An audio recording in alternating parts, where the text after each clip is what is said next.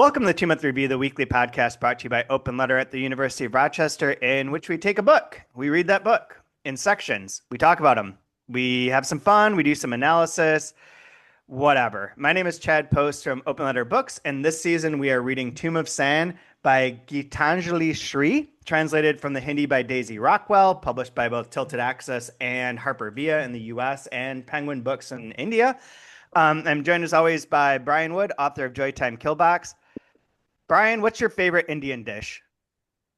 Um, Boy, I've heard a grandma told me you should always try someone's palak paneer, and if it's pretty good, you know that you're probably got a good Huh, like a good staple. So I'll go with that.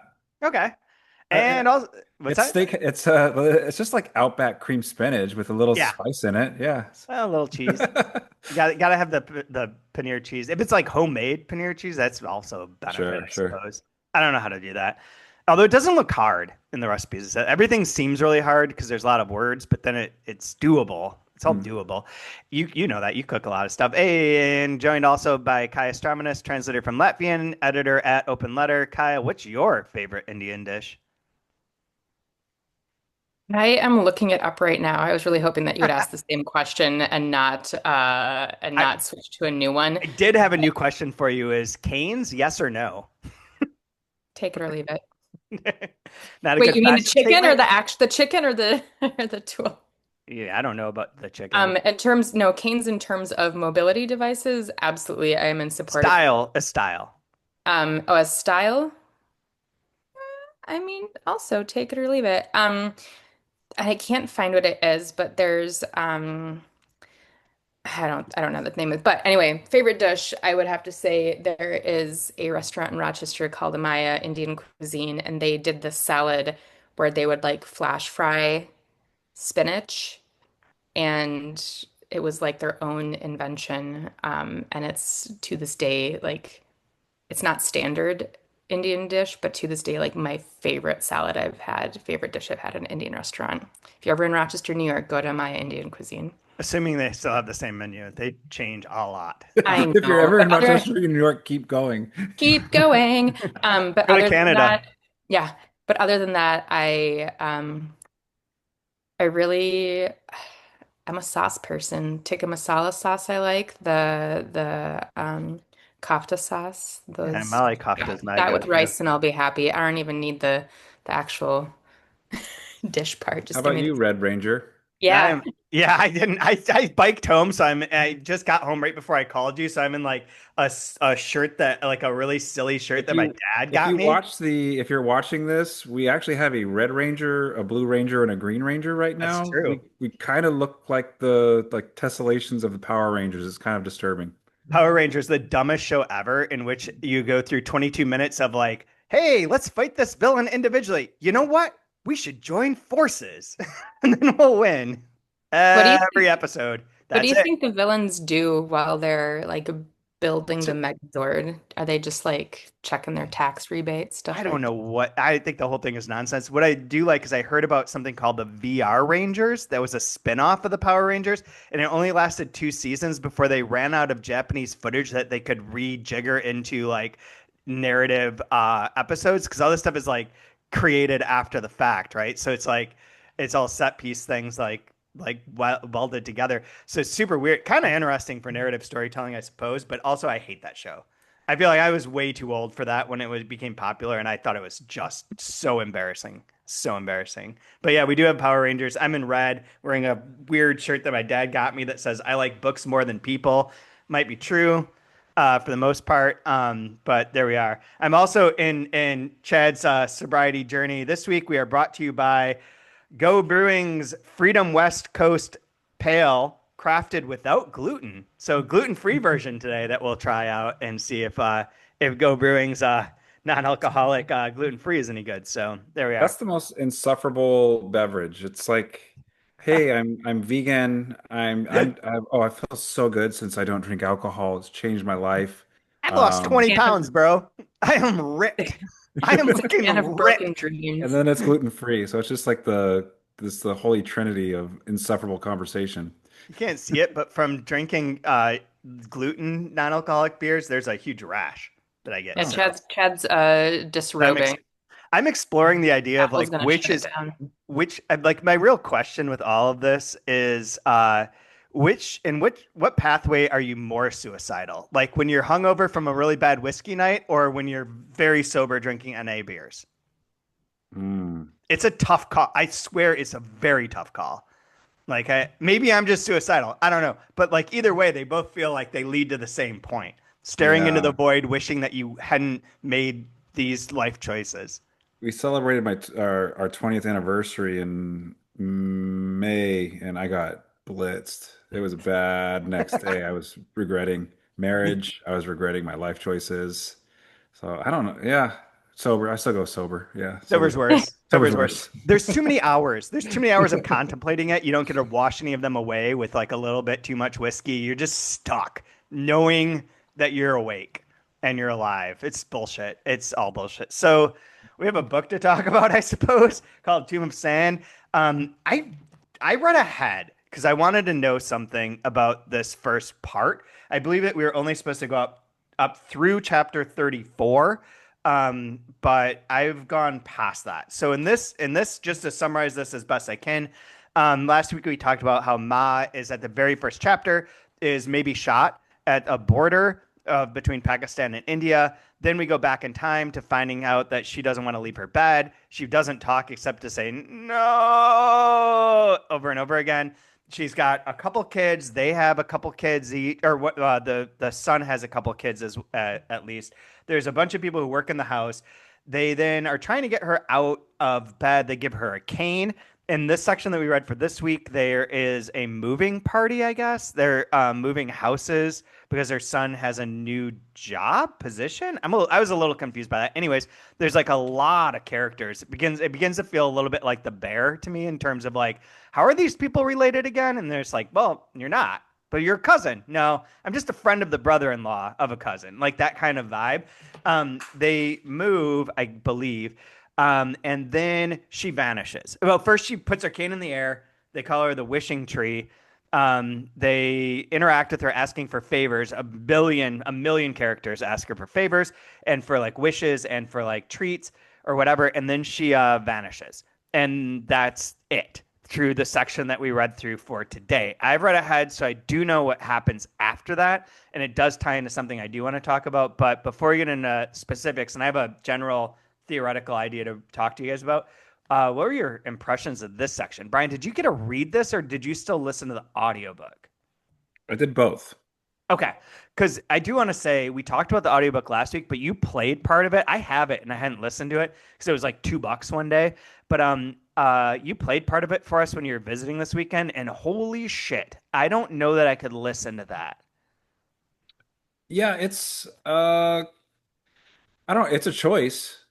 Um, I was actually listening to the car today with my daughter, and she said, "Is this person like from England? Are they English?" I'm like, "No. Well, maybe. I don't know. I don't know. They Yeah. have an English accent." And she's like, "Oh, it's kind of hard to understand what they're saying. Like, I know the words, but it's hard to understand." I'm like, "Oh yeah, it's an accent." Yep. And I had it on like 1.4 speed, so it's Oh, made God. it You're made it more. But yeah, Or, they no, for the no, audiobook they no. did, yeah. They chose somebody that likes to do voices. It's This is a tough. it's a female voice that likes to do voices. It has an English accent and an Indian accent. When in America you would consider an Indian accent as well. Right. Um, which I mean, it does give like I don't want to use the word flavor because it sounds like a loaded term, but Right. it does give a slant, like a slanted type of way of hearing the story, which I don't know if it's necessary, if it's unnecessary, what people think about it. But I don't know. I don't even notice it anymore because, but it was a little jarring at first for me. I can imagine. I don't think I've said this on the podcast, but I listened to this book called Mood Machine about Spotify and the rise of Spotify. It's fascinating. There's lots of stuff in there that's like really interesting about the way that you can put your finger on the scale of culture and change the way things work when you're a platform like that. But Hmm. the woman who wrote it read it. And She has the worst vocal fry I've ever heard in my life, and Ooh. had the hardest time for the first like I. It took me like a month to listen to it because I Was it listened to like set two in Los hours. Angeles or something? Was it set in Los It, Angeles? yeah, I mean it's set in Sweden for the and then in cyberspace. It's set in cyberspace, which could be anywhere. Okay. But Sure, sure. but it's just a nonfiction book. So when she read it, like I kept thinking like, God, this sounds so dumb. But then I had to realize and divorce the content from like someone's speech pattern and voice, which is not entirely their fault, and like the content of the book. And I was having a really hard time with that. And so I could see like if you have, and people always say like if you have a bad audiobook reader, you're not going to like it. And I'm sort of here or there, neither here nor there on that. But the one that you played for this does have a very specific like trying to put you in the place kind of vibe to it. And I'm never sure if that works super well. I've heard like a Murakami book like that that really unnerved me because it was like almost like it felt like kayfabe, like it's pretending to be Yeah. something that it's not, and Well, it distracts from the book to me. I think for me, it might expose my own prejudices. Like, it to me, it gives the book more of a sense of otherness.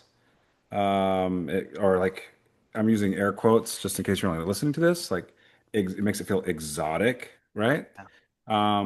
Where really, like, I like to pay attention to the writing. I'm interested in the story. I like to be immersed in it, and for me, it just makes me feel like an outsider looking in just a little bit, which Yeah. is fine. I don't mind that. But it just could be my prejudice where it's a little more difficult to surrender to it when it feels like the thumb is on the scale just a little bit to try to um, like I don't know if that's like just a choice that was made or not, but I don't care one way or the other. But Yeah, it's uh, like to me why? what it sounds like is I mean using the word saying that's a question of authenticity, but I mean authentic saying something is authentic still points to the fact that we are other.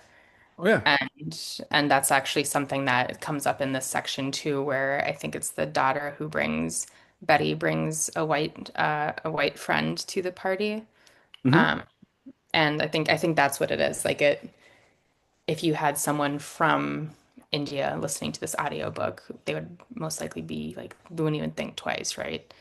Um, that's what I mean. That's what I imagine. And so for Right. us, like I had the same problem with other audiobooks. I think it was an Oren Pamuk book that I was listening to, and I was like, I can't do this. But that's just because I don't exist in that I don't exist in that accent on a daily basis. Yeah, and I like listening to those things. I think for reading it becomes tricky for me to like you say, Brian. I can't if I can't have a visual thing where I like to see the words and see Hmm.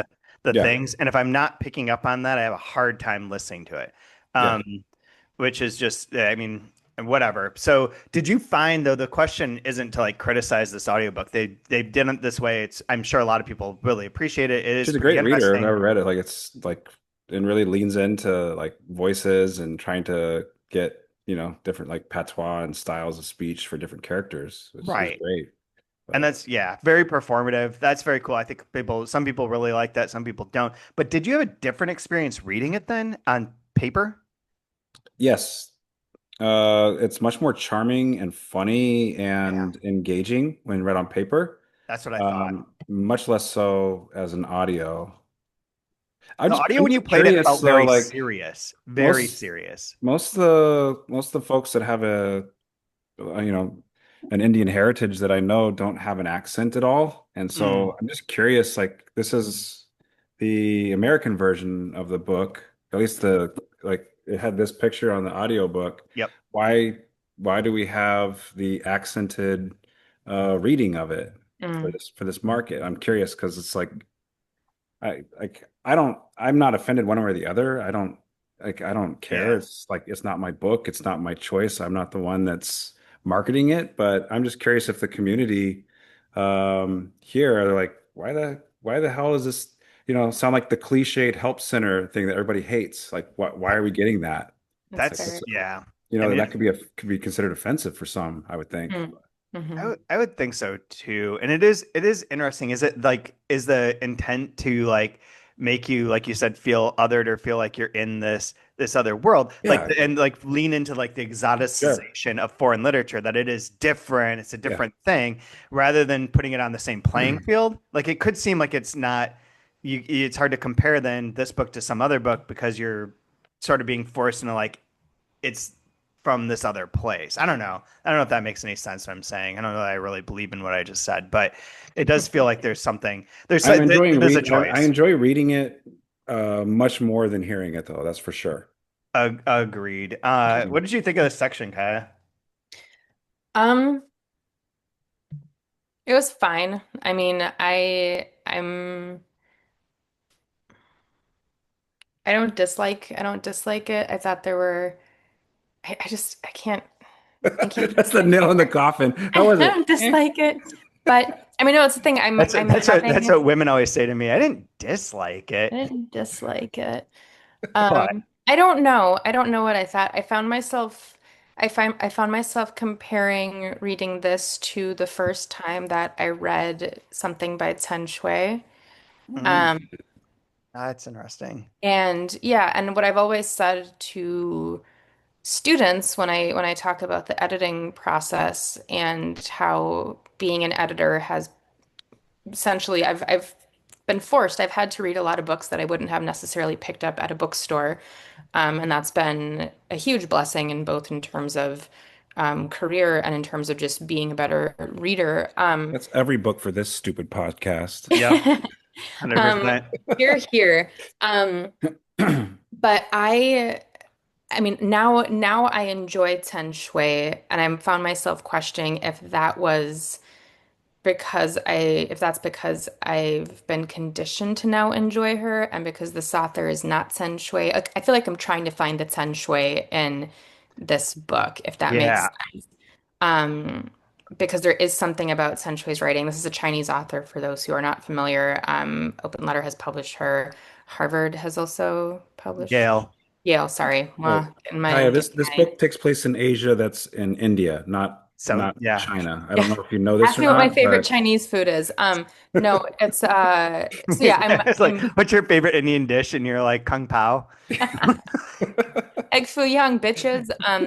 So yeah, I'm trying to I find myself trying to contextualize the reading experience to something else that I had a hard time initially coming to enjoy. And I do really want to enjoy this book. Um, but I'm not quite there yet. That's why I also said I don't dislike it. But I'm really hoping that I get to this to a similar point that I did with Sen Shui. Sorry. Okay, so I have 2 points now that I want to bring up that I think you guys would this would be interesting to talk about. One is when you brought up Shen Sui, this came to mind, is that I think with I don't know this here. I can make an argument that part of the reason that Shen Sui's books work, they are very weird. They are set in like a non-specific, strange sort of like Chinese landscape that's always morphing and going through these differences where you don't know where you are. Your footing is lost. However, she's had long-term translators who know how to replicate her like sort of childlike writing at times where it's like very direct and very basic and like leads into like weird metaphorical spaces that don't all gel but give you the impression that they will gel. Whereas I feel like this is probably more like there is a story. She's not trying to do some like strange metaphor of life and death and whatnot, but it does have like a different feel to it. Okay, so this is not public knowledge until right now, but I know the email went out, so I think we're all good.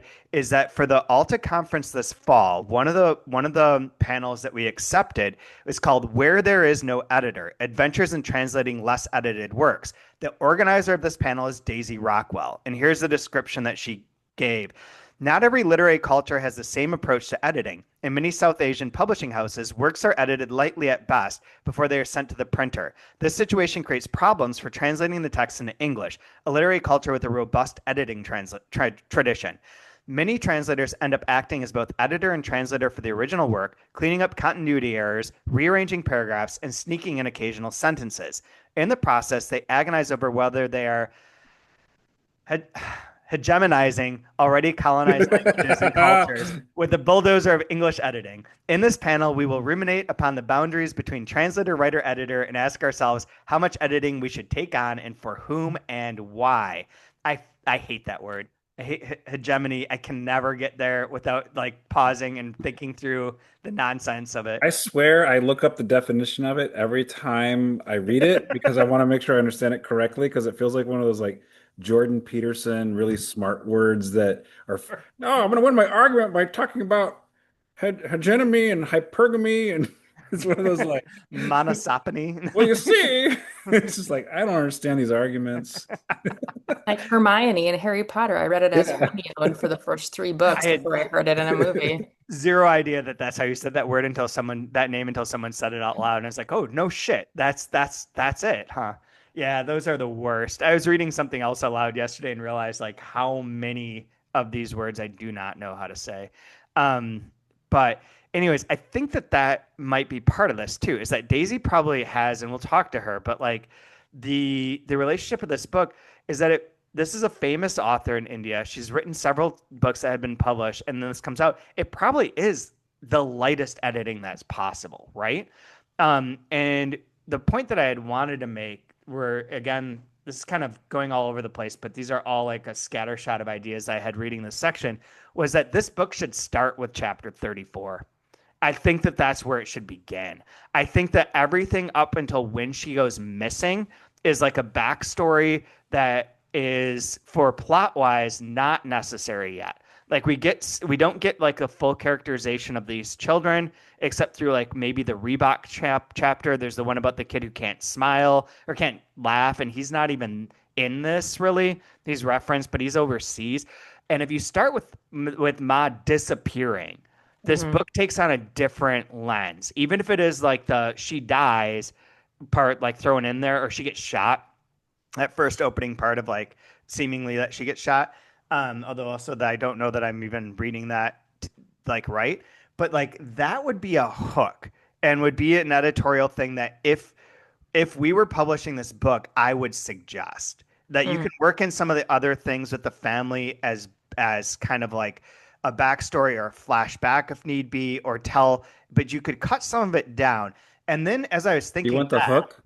What's that? Do you want the hook? Yeah. All right. Sentence one. One searches for a missing person much in the same way you search for a missing object in a quilt. Yep. Oh yeah. And that section is great. Describing looking for things in a quilt is like so on point with how you do that. Well, it But gives you setting, a sense of place. It gives you, the quote, air quotes again, exotic nature of the setting for an American audience. And then so tied to that, and to bring this out into like a really wide scope, putting that in combination with Daisy's comment and her panel that she put together, like how much of that is my hegemonic view on what a novel should look like versus other things. And I've got a pretty broad range because like from Tristram Shandy through Finnegan's Wake, I see those as novels that are completely successful in doing things that a novel from the American culture viewpoint would not. But in this case, I'm suggesting doing the opposite. So how much am I violating that or going to that term? The second thing is in my classes, I complain endlessly at the students who are just like, well, I didn't like this. It should be like this. Or I think this should be this way. This book I didn't like. It's not good because it's got these elements to it. And my argument has been over and over again is that your value judgment cannot be made until you meet the book where it is. If you meet the book where it is and can discuss what it is doing and what its style is, then you can say, I do or don't like this. But you can't begin with that. You can't begin saying, I don't like this. what do you actually mean by meet the book where it is? And that's what I was going to try and explain is like, Okay. what is the strategy that Shree is using in this book to tell her story is different than the strategy I am expecting or would want or would recommend as an editor. Her strategies that she's using and deploying have some thought behind them, whether they've been lightly edited or not, have a system that she is using. If I can't articulate that system, I don't feel like my reaction to it is valid. Like, I think that you have to like meet that book and appreciate what they were doing. And then you can have your opinions and maybe you can criticize it, but within the nature of that. But this comes a lot from working with students, but they're very much just like this knee jerk, like, no, no, this should be like this. And like, No. this is a whole different, like, there's a book that we read in the last semester where it's like designed to be essentially a painting that you stare at for like 180 pages, that doesn't have motion to it, that has like a system of like repetition, almost like it's coloring in and making like something that's static and that you're staring at. And they're like, this book sucks. There's no plot. There needs to be plot. Mhm. There's no movement. Nothing changes. And it's like, you have to meet it where it is. You have to stare at it and let it do its thing and acknowledge that. And then you can talk about what works or doesn't work. Until then, I feel like it's like, it's a bit, it depends on like the person's intelligence level and like how articulate they are and how much they've read other books. But it always feels a little bit vapid, a little bit just like, oh, this is no good. I don't like this. Mhm. No, it's the different, like, differentiating between, did it work? Did it work for you? A Yeah. little bit of that, and like, Right? and like, I keep referring back to like their strategies. Yeah, Mhm. like the book could not work, but if you know what their strategies were, you Because I can can't, better I've been articulate. like workshopped so many times, and well, it didn't work for me. Yeah. Okay. But did it work? Yes. Because I don't care if it worked for you or not. I want to know, like, did this work? Yeah. Yes. And like all you get usually in those is, well, it didn't work for me. I would have liked to have seen, oh, okay. So I'm gonna write a different story then. Yeah. But does it function? Does it Perfect. function as a piece of art, as a piece Yeah. of writing? Yeah. It's kind of like that people's choice literature, and that it's like this book doesn't really work, but it works for everyone. Yeah. They wanted it, so I did it. Like, here we go. But this, so trying to figure out what her strategies are through I finished the first part, right? So I kind of know what comes in the next little chunk, but it's not really of value. It doesn't change, like, it doesn't change anything. But like this kind of like burying the main plot beneath like so much, not really the world building, maybe on two levels. One being this family, like building up this characters and this sort of like hubbub of things. And she does Mhm. reference like how Delhi is like chaotic. I can't remember if that's in our section or just afterwards, but there's a thing about, I think it might be just afterwards, where Delhi, which I believe is where this is set, or like northern India at the worst, so it may be not within the city proper, but like within that region, um, is chaotic and has all these things going on. And it's capturing a bit of that, but then it's also capturing it in the way that I feel like the book is written to be like about writing and to be about the storytelling process. And as part of that storytelling process, it digresses.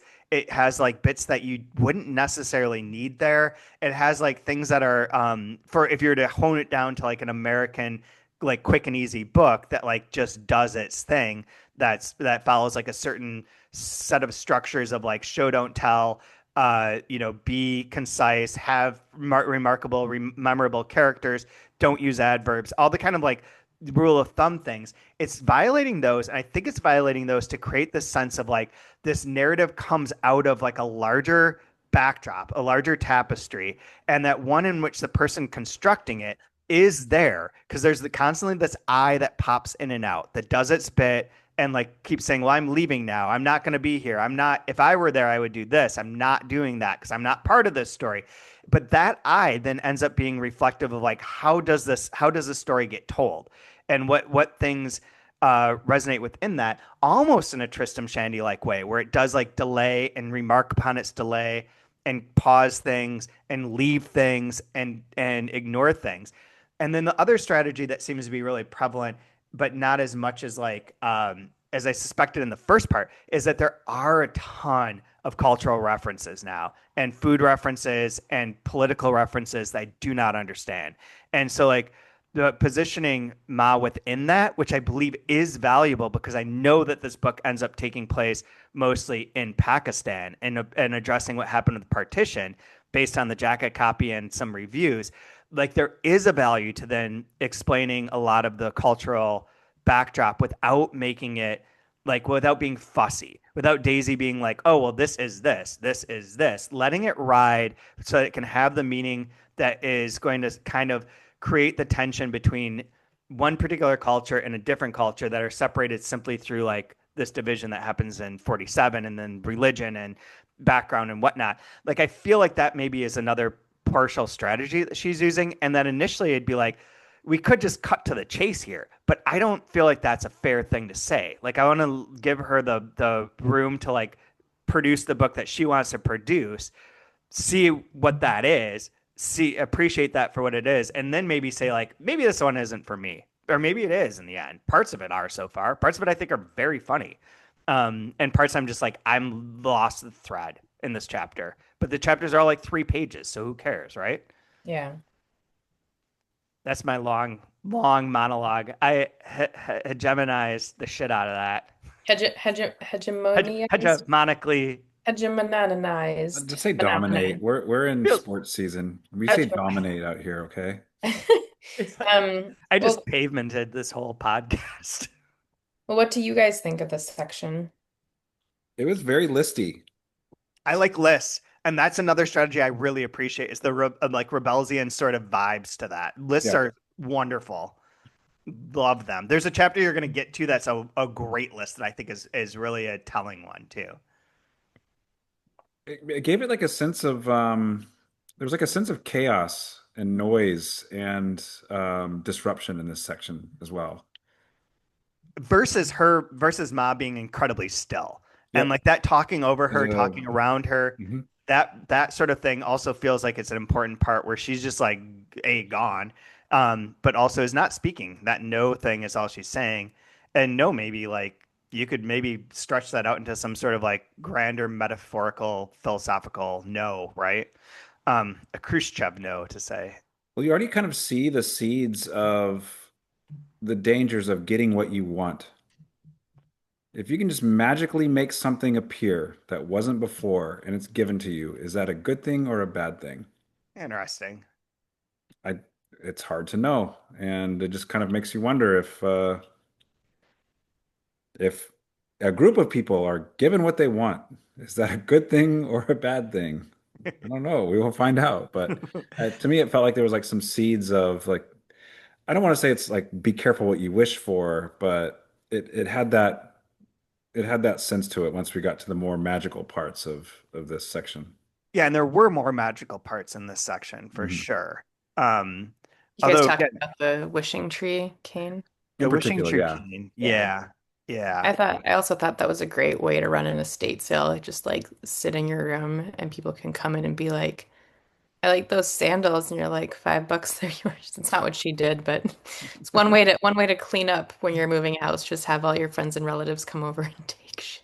So many friends and relatives. I really got confused there. Like I thought, I know that you, Kaya, had put down like a little bit of a family tree, but like your family tree didn't include any of the 9 people. I said, "Who the fuck is this?" And you're like, No. "I think that's like the cook's husband's son." And Just it's turns like, into a "Oh, bramble. Yeah.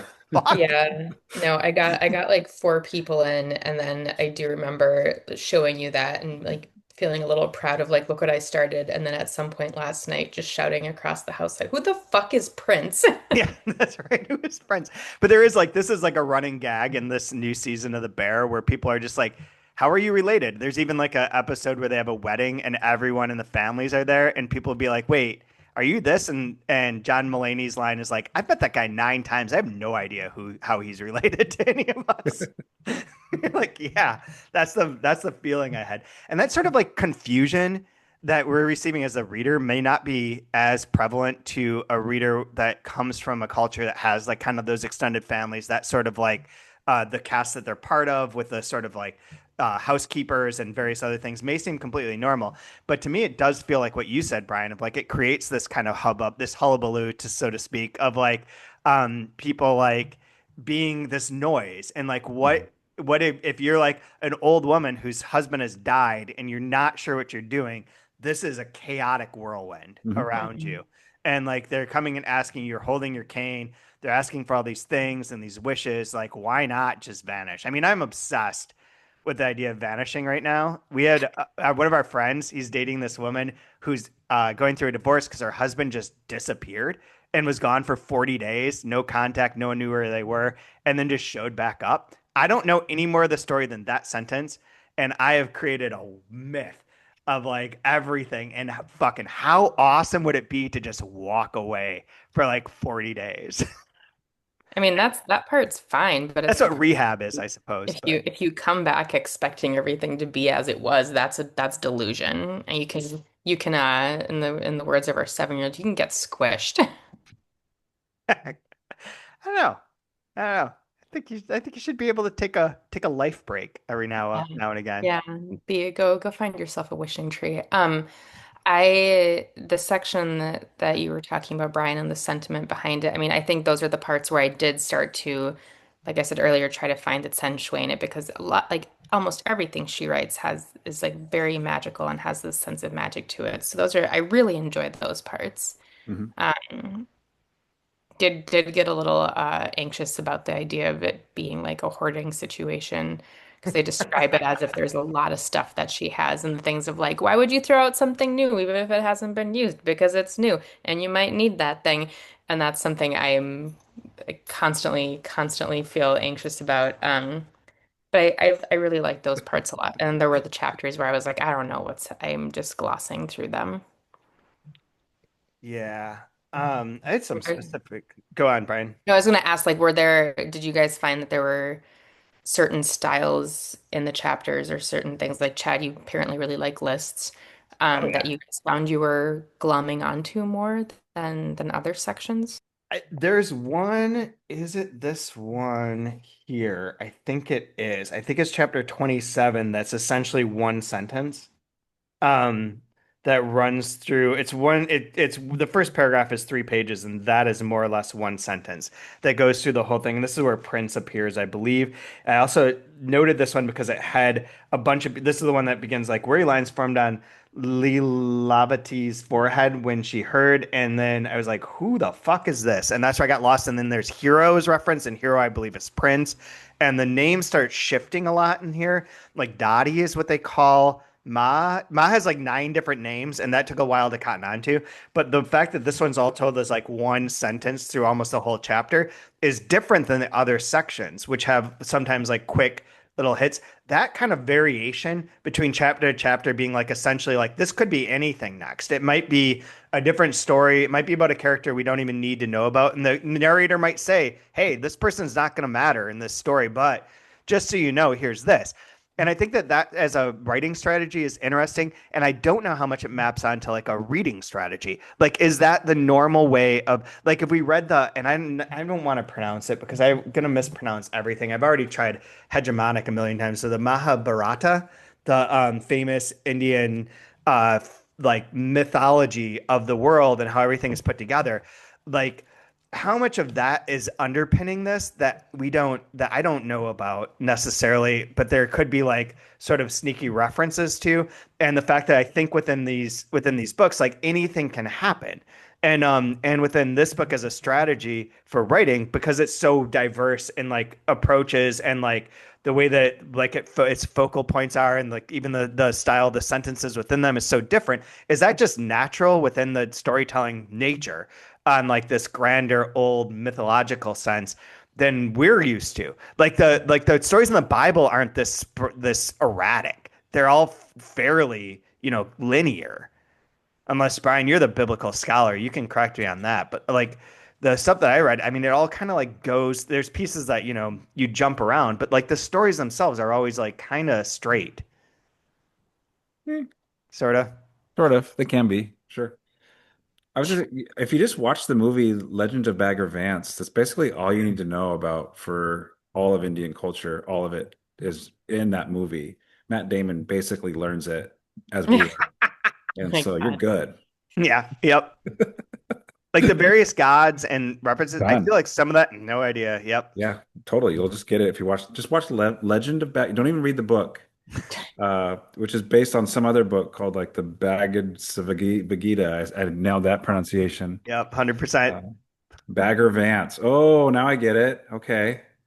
Um, That film is from the year 2000. Oh, Will Smith's in it. yeah. Is that where he's like imaginary? No, he's real, but he plays like a. Well, we're getting into the weeds, but it feels problematic because he's a black caddy for a white Yeah. golfer Yeah. in a racist like a racist kind of community. It feels really, but the guy that wrote it, I forget his name. He wrote the book War of Art and Yep. those, Stephen Pressfield. yeah, Pressfield, and I think he wrote something about like Thermopylae or something like that. But he based it off of in Indian religious text. Yep, Mm. it's part of the Mahabharata. Yeah. That's part of it is the Bhagavad Gita. Yeah, We're good luck. mispronouncing all of It's this, so and I hard. It's so hard to apologize. pronounce. Yeah. But he Yeah, and the an god anagram of Krishna it for appears as Bhagavan Bagger Vance to help Mhm. Arjuna follow the path of the warrior and hero that he's meant to take. Yeah, and our hero's a golfer. I So have to say, anything that involves Like golf all can good go heroes fuck. are. I yeah. hate golf. Golf can just go fuck as a whole sport.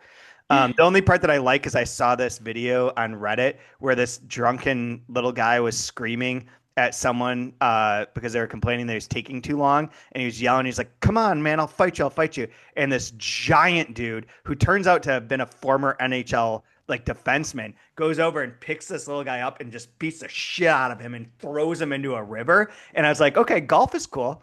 I Okay. think I could get on board with this. If You just there's like play it. random violence, I'm Does he there." play that as it lies, or how does that work? What are the rules on that? I did. Two strokes, We scared do get a ahead, two Salman strokes. Rushdie reference in this I have had section, that part open. That's and 27. I felt like like she wrote that for like if white people are going to read this at some point, I've got to give them something.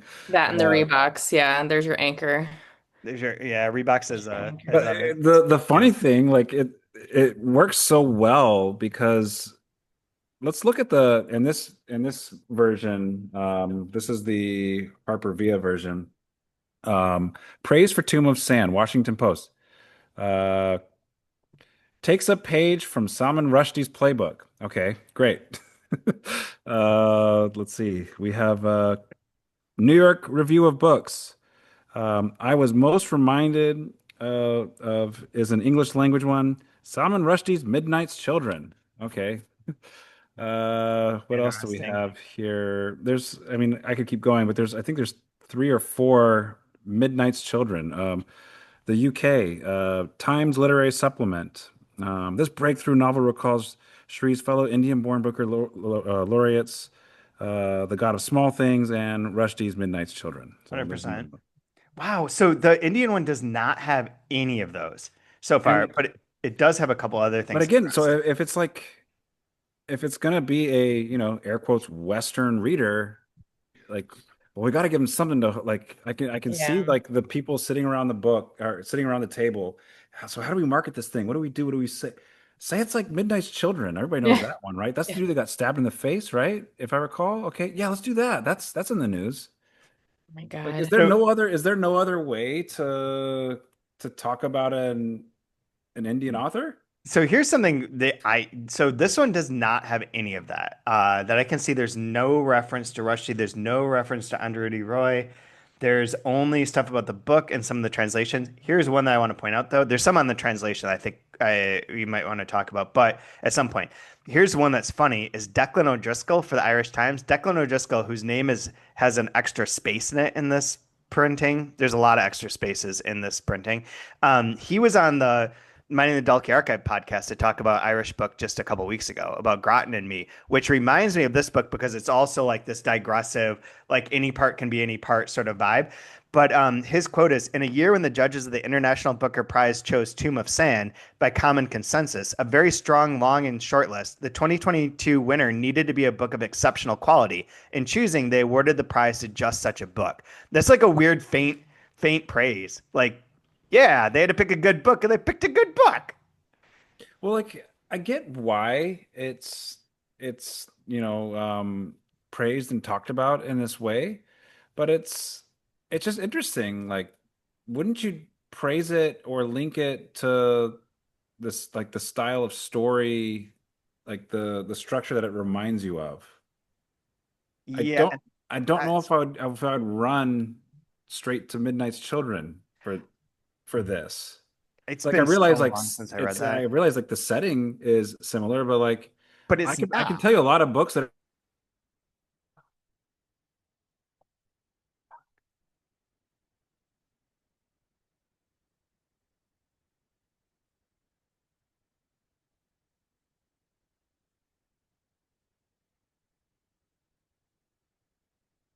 like the audio the way the audiobook like there's a you can see like a paint by numbers, let's roll it out this way and market it this way, which is fine. Um But it makes me feel like, should we do this book next to Midnight's Children so that we can have a compare and contrast because they're so seems like they're being uh compared. Like this is our contemporary Midnight's Children. Like, okay. So what I hear you're saying, Brian, is they basically could have said this book. If you like books like the one by Padma Lakshmi's ex, you could read read this. Make it all. I want to derail for a second, Brian, since you have the same edition I do, page 110 and 111, and page 108. Speaking of, and this is a finger wag at Harper Via, but when you guys OCR'd it or whatever you did, anytime there is an HN in my copy, like with technique, or this with it should be Vashno, or however it be pronounced properly. It's got this Y with the diaereses on top. I don't know if your edition has the same, Brian. It does. So, well done. This is why you need actual humans who can proofread to proofread your books, or at least like, I don't know, all you had to do was find one And then do a search and and then do replace. a search. So I know that we make mistakes, but this is just You can dumb. also do an analysis of how many of these are we actually going to sell? Is it worth paying the person to make sure it's perfect or just roll it out there? Who gives a shit? They must have sold a lot of copies of this book though, because of the prize. Yeah, I I would don't think think so. if it and if it I think it'd weren't, be worth just getting it drop dead perfect. yeah, and if it weren't for the words like technique, like with again, I can't pronounce it, but Vaishno Devi, like I wouldn't know that it doesn't. I would probably think that looks more Turkish than any language from India to me, but um I don't know, it's everywhere. It's gonna be everywhere, and I'm gonna circle every fucking one, Harper Via. So yeah, I don't know how many copies this sold, but the paperback, they did a hardcover, they did a paperback. The paperback is ranked 170,000th on Amazon, which is pretty good. So I think it's there. The Midnight's Children thing that threw me off, and I went to double check this as I froze, is that takes place in Kashmir, Agra, Bombay, Lahore, and Dhaka. That's not Delhi. Like Yeah. they're sort of so like to use, and I think my memory of Midnight's Children is that it has a different vibe of like what the India is that it's describing. And if there's one thing I learned when I was there, it's that every section, every language is different, and everyone has like a different.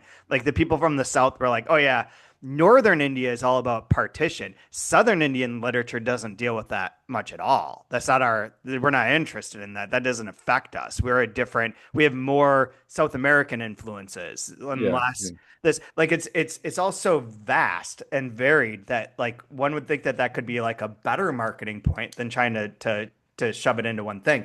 That section you were talking about where he's referenced though, I think is one of these instances where like the cultural stuff stands out so much. So here's that it's beginning of chapter 28 says you can become anything if the time is right. It's also helpful to be in the right place.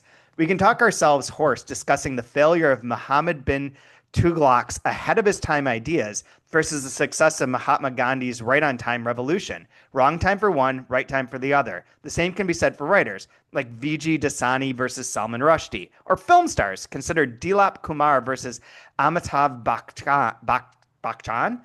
But this much is indisputable that if the woman in the story hadn't used her new cane in the new manner, that is at a 90-degree angle at that very moment, or had done it somewhere else at some other time, then what happened next wouldn't have happened. Perhaps, and what occurred after the thing that happened, that wouldn't have happened either. That part, the second part doesn't matter as much, but like that list of authors, aside from Rushdie and Gandhi, I don't really know who those people are. So like it, like part of that doesn't. I don't know. Do you guys know who they are? No. Nobody's reacting. So yeah, so like with the like I could see what it means. Like it totally makes sense, but that's one of those instances where I wonder, and this is another thing I wanted to bring up, is I do have the Kindle version because it too is on sale for $2. And with the Kindle, you can frequently tap on stuff and it'll tell you what it is. And I haven't looked in here yet, but I'm going to for next week to see on some of these things where I'm like, I don't know who that is. If I tap it, if it gives me a little bio, like this person was that, because I don't think it's important to the story, although I don't know all of the strategies yet again, like where is any of this going to matter in terms of who's being referenced? Do these people have specific connotations that like give you some sort of backdrop to the story that's being told that we're missing just simply by not knowing who Dilip Kumar is or Amitav Bachchan? Like, is that like some reference where you'd be like, oh no, I get that. Like that's like, this person is not, they were ahead of the time in an avant-garde way, or they're like the wrong sort of thing to become popular. Who knows?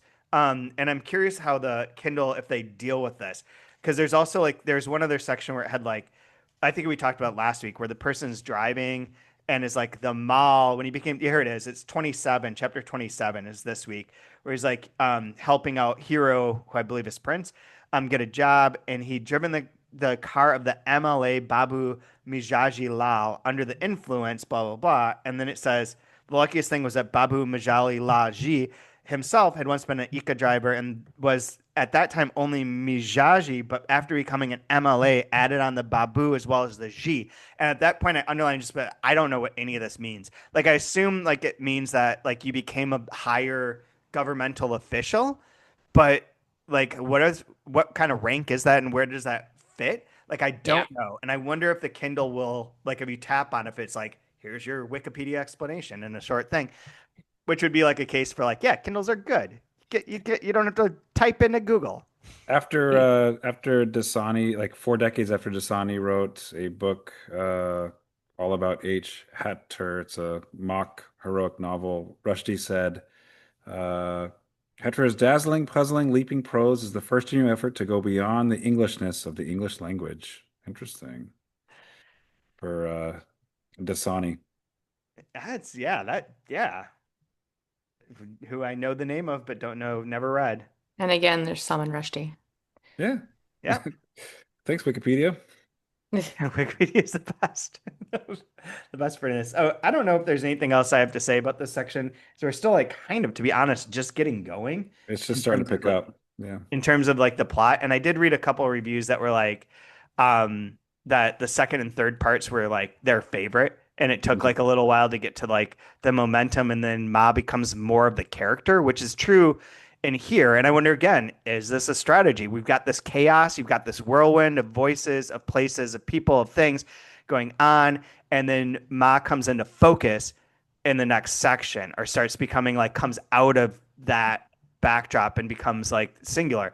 Like that's not a bad structure for like myth making or for telling something of like there is the chaos and then there is this thing. You're laughing, Kaya. Yeah, and I'm laughing because it makes it sound like, oh, we're gonna get you 140 pages in, and then we're just gonna focus on one character, and you'll be so fucking relieved that you're gonna start enjoying the book. Bro, have you read Infinite Jest? No, I started it on audiobook and you told me to stop because I couldn't see the end notes. So Yeah, it which was are like probably clutch. conservatively 12 years ago that I stopped reading it. But it's on my scratch off poster, so I'm getting back to it. Because like I almost everyone that reads that book will say like, oh, you have to wait like 150, 200 pages before it comes into focus and starts to be about these two main characters, and then you kind of know where all the other pieces. But it is the same. It's like person, viewpoint, things that are from the past or the future, then boom, it like locks in at some point. So it's not an unusual strategy for like any number of books. I think a Pynchon books could fall into that, although Gravity's Rainbow doesn't necessarily, maybe Against the Day.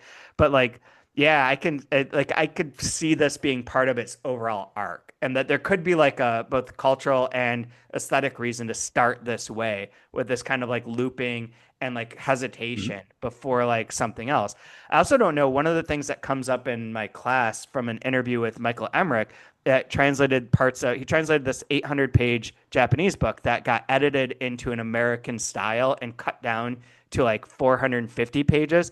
And part of like his thing was that when Japanese readers don't care how long the book is. They read on like devices on a train, and they're on trains for hours. So they just like read, and they like the like kind of long winded, circuitous route to describing a mental state or a person or a place because it's just like part of the culture. It doesn't bother them. It doesn't stand out. And then it stands out to an American and you rewrite it a different way. So like, does that play into this? I don't know because I don't have enough experience to say, oh yeah, here's 7 other examples of books that are written in Hindi that also have this kind of structure of like, oh yeah, you just get your footing you get your footing over like X number of percentage of the book, and then you go on, or maybe it's different, maybe it's unique, maybe this is Yeah. like a truly like crazy avant-garde book within Indian culture. I don't think I know, and this is like just I screaming my ignorance wide and wide and far, but like I don't know. I for one am happy to be. I welcome the opportunity to be literarily hoodwinked. So bring it. There we go. Anyone got a favorite section that you want to reference while I figure something out? I Getting have a ready for favorite laundry day. line or Yeah, favorite. leave your line. Give me a line. So in 104, it's the lines from I didn't look up to see if this Urdu poet is real or not, but under the Urdu, it is written in English. I have not thought of you for ages, but it's not as though I've forgotten you either. I really like that sentiment. Nice. Nice. Brian? Mine's just a little bit further in that same section. Hey, shut up, speaker. Take away his mic. and mine is and mine is you must touch her feet. Nice. Ooh, Little Rex Ryan action for you. Rex Ryan.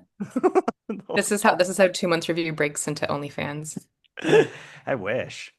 I wish. So for next week, we're going up through chapter 20 of part two. It's a little bit longer section. It looks like my page count's all wacky, so I don't even want to like bring that up. But it's a good chunk. It'll get us into part two. You'll see like what happens after Mob vanishes in part one, and then we'll find a new. I think it's gonna. I think there's a bit of a shift having looked ahead to like where the chapters become even shorter, and more concise. Like there's a whole string of them from like 16 onwards that are one paragraph.